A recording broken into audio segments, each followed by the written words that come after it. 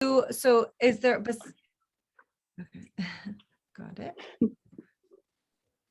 Yeah. So one thing I was going to say about the context of the political and social environment right now is how important it is as we're faced with this reality in our politics, our American politics anyway, how important it is to do our own work so that we're able to hold this larger social context for what's happening in the world. I don't know if we'll have the tolerance to be with how painful that is, if we haven't or aren't doing our own work. And I'm curious kind of what your thoughts are, how you might contextualize some of that around personal work and how that might reflect one's ability to be with this larger social situation that we're dealing around with abortion and abortion potentially becoming illegal again. And what are the implications of that, of the fear and anger and grief that arise around being told we don't have a choice over our own body anymore. The grounds of and the implications of that are so huge for us to hold in a community, let alone as an individual. So I'm just would love to hear kind of how you might frame that. Well, that great old saying that the triggers are the guides. And there's a lot that will be triggering for sure. Anytime that there's an external force or party that comes in to start to limit or to control your own reproductive health or freedom, it brings up a lot from our transgenerational histories, from our past, from our own life and experience, our trauma from this lifetime. I think one of the important opportunities there for women who have had freedom or experienced, at least being a Westerner in the 21st century, is that there are many women on the planet who are very much in a position of not having or have ever experienced anything but oppression when it comes to their reproductive choice and their reproductive health. Collectively as a planet, we really are being called now to come together and to make some big decisions about what the future is going to look like. And Moon Lodge, we meet in a circle because we are empowered by being together, holding space together in a egalitarian way, where we all hold the same amount of space in the same form. No one's position is more than the other person's position.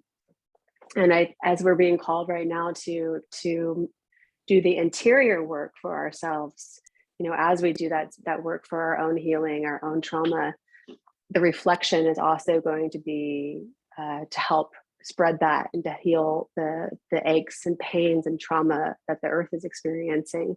Once you see suffering in yourself and in the world, the next step is to act, to do something about it, to do something to heal that suffering, to make change. And we can't do that alone. We have to do that with other people. We have to do that with the strength and support of our sisters and other women.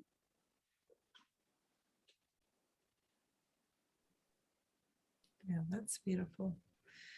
One of the pieces that I feel personally that we're facing in that Moon Lodge addresses in the community circle or the Sangha, as we sit and hold which is too big for us to hold alone or as individuals, is we're addressing the healing. And as you spoke to our individual healing, the healing of the interior, and as we bring that into repair and into integrity, then we're also brought into the interrelational work around the sisterhood, and also then the larger community or global community. And we have a political system here which we're confronting now, all women, and hopefully our allies and the men that surround us will support us in recognizing that having our own choice about reproductive issues is of the utmost importance.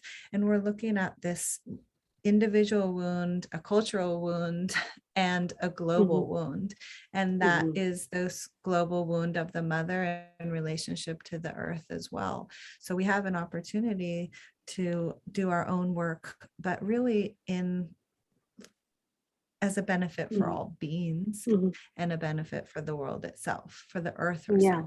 So we're healing on all of these levels. That's right. Thich Nhat Hanh has a new book out called Zen and the Art of Saving the Planet. And, he's a master, an amazing teacher. And one of the things I've always loved about his work is his clarity and the simplicity of stillness and listening. And he's talking a lot about how we are a culture, a civilization that borrows. We are all used to borrowing from the future. We borrow to improve our house. We borrow to improve our education. We borrow to improve our physique. We borrow. We've borrowed from the earth. And the root of that is that in our own presence, our own stillness, we've become distrustful and almost disempowered by the actual strength that's underneath our feet and in our hands and in our breath in every moment. And the opportunity, again, within everything, whenever you hit those moments of when something falls apart, when something doesn't happen when you want it to, when you're having these spiritual emergencies, the opportunity there is to look at the pain, to look at the suffering, to look at the things that have dug in so deep that you feel like there's no other answer, and to make the choice to shift it, to go into the fear and the shadow, instead of just plugging in another operating system that repeats the patterning that you came from, right? So one of the things that I've realized in my own work with clients, and I know that you've realized this through your work with clients and people you work with too, Lucia, is that we've come to a point where the individual work, the work just interior over and over again, it's a powerful work, and it also very much needs to be done. But people really also are yearning for a space to be honest and to share and to be back in community with others.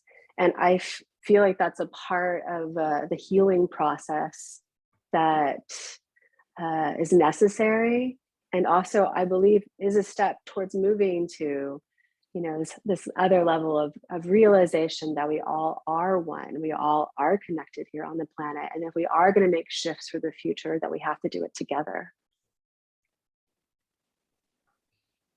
Beautiful. And why is it beneficial to go into the shadow? So many times I feel like people ask this question of, well, why? That's the last place I want to go. I would do anything to avoid that kind of place. And how does it benefit me to work with trauma, or to be with trauma, or to go into the dark of the shadow, or the healing aspect that might be there? Like, what's the point? And so what's on the other side? And could you just speak to that for a moment? Because for many people that are in the question of, is that a healthy thing for me? Is that the right choice for me? I think it's important that they understand why. Why would we do that? Well, it is a choice, which means that it is free will, which means that you don't have to go into it. Timing is everything when it comes to healing. And sometimes it's not the right time to open the closet that's full of stuff you don't want to look at. But if it is the right time, and you're ready to open the closet and deal with the stuff that's been stuffed in there for generations or from your life, because you don't want to suffer in the same way anymore, then looking at those things and looking at the shadows and the fear then becomes a way for you to really step into a place of feeling love. I think that a lot of the fear of not wanting to share that comes from deep rooted and like patterns that we grow up with of conditionality around the way we are loved, We have a lot of conditioning on, like, I'll act this way to get the love that I need, or I'll do this to get the attention and love that I need. And it leaves us with a lot of limiting beliefs about ourselves, and a lot of insecurities about, if I don't act a certain way, then I'll be abandoned, or I'll be neglected or left by my group, by my tribe. And you, the end of the day, the journey of being a human being is a very individual one. It's also a very collective one. But the hope is that, as you journey through life, that you fall more and more in love with yourself, right? That you find more and more love for uh, the inner child who carries with it the brokenness and pain of memory, or for the 20-year-old woman who made a lot of mistakes, or for the 30-year-old who, really broke out and made some powerful decisions for herself. You want to find the compassion for yourself, um, and therefore you can share it with others, truly, deeply, really. That can't really happen until you look at the shadow places, the places where you still hold on to the belief that if you don't, you have to have those in order to continue to be loved. So the potential there is great to evolve and to move, but it does require digging deep. Mhm.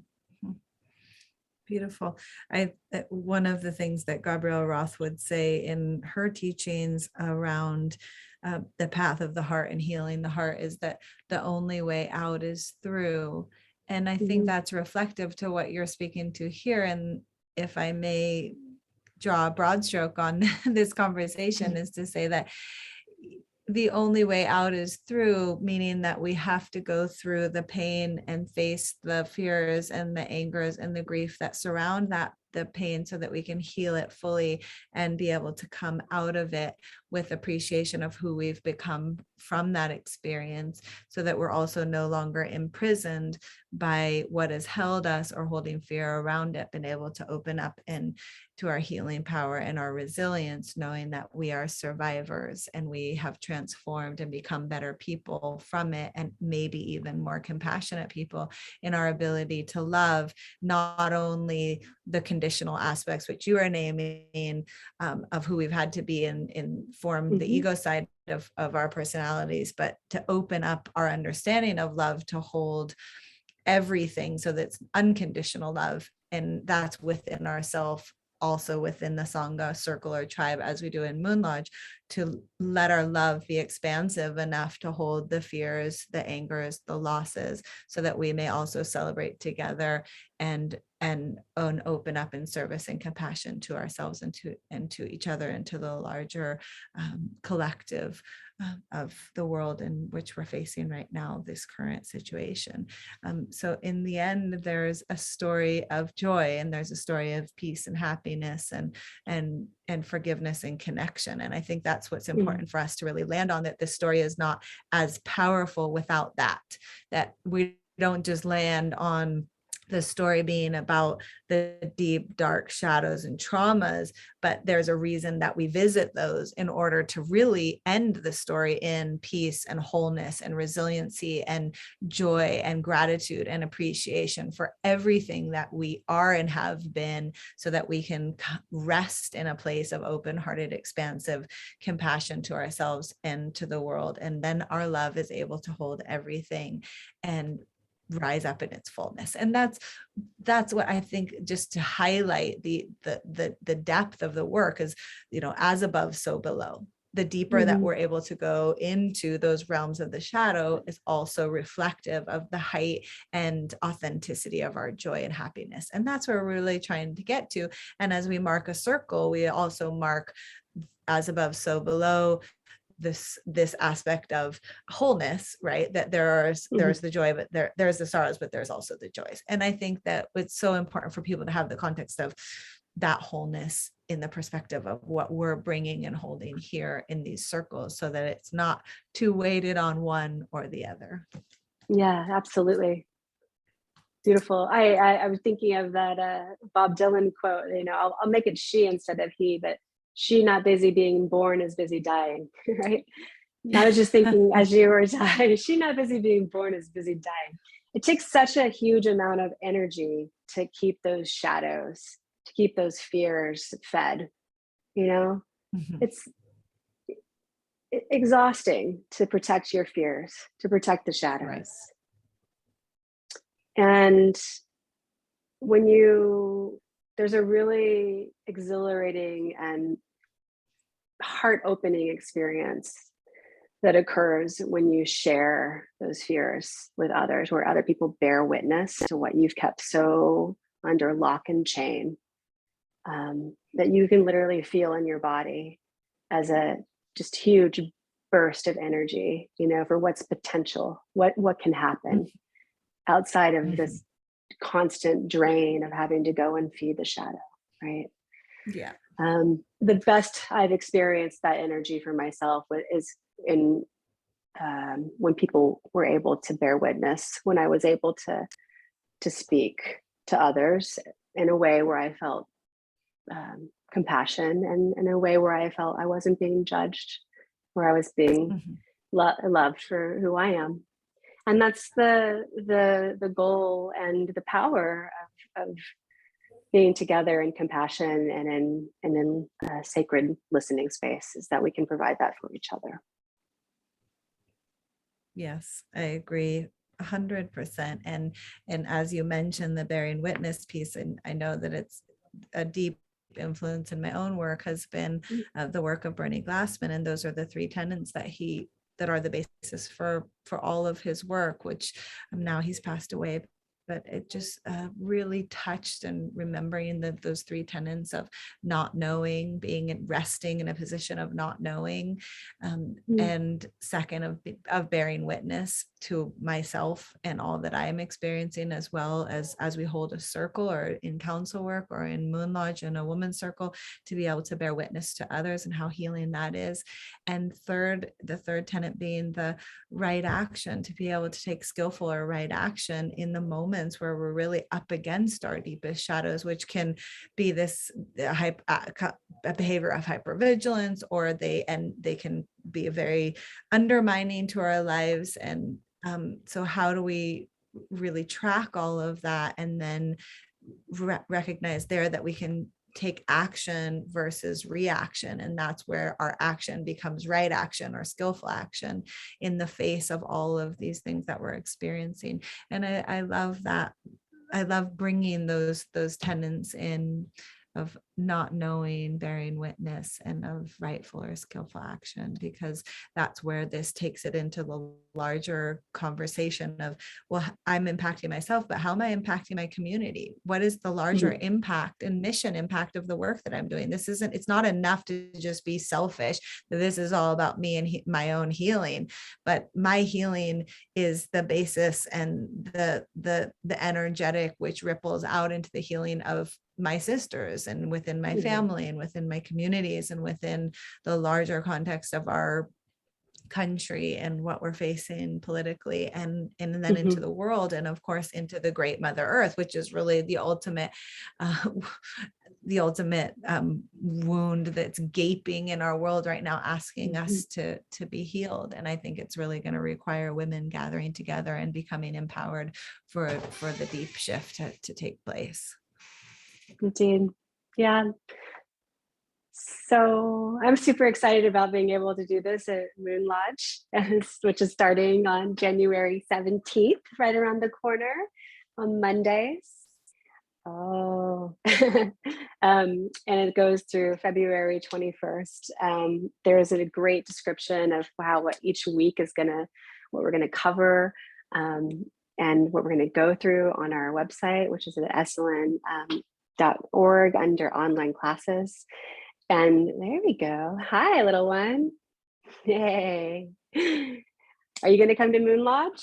You gonna come to be a part of Moon Lodge some? I hope so. Yeah. I know that Lucia and I have put in a lot of time and intent to creating the curriculum.